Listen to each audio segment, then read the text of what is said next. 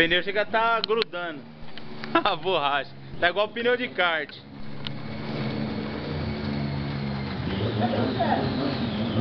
É mesmo. Foi embora?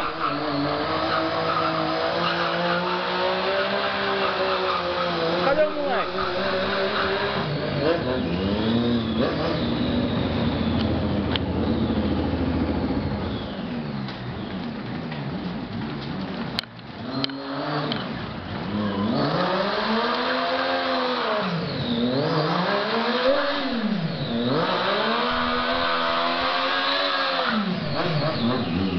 Eita, enrolou um carretel de linha na moto.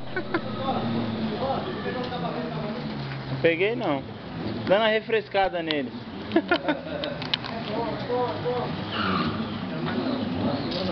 Não deu certo não.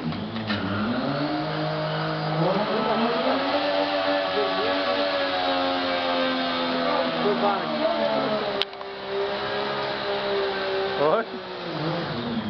Só fumaça.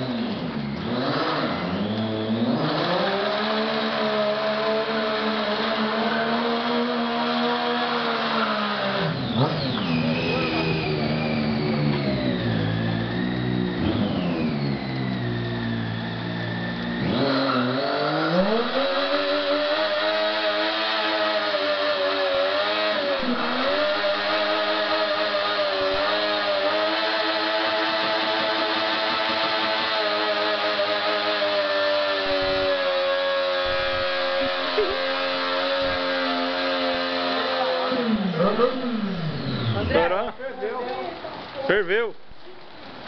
Só a tampinha, galera. Cuidado aí, sai daí pra... Não estourou, hein? Isso é um pneu bom, hein? Pega dessa marca da próxima vez. Tá parecendo uma cobra fumando. Acho melhor deixar ligada, né, pra circular, né? que a gente pegar um DVD americano brasileiro que destrói. Falta um pouquinho, velho.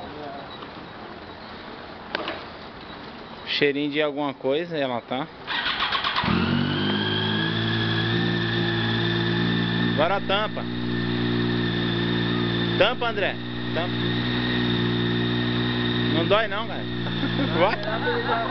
É melhor deixar ele criar, viu?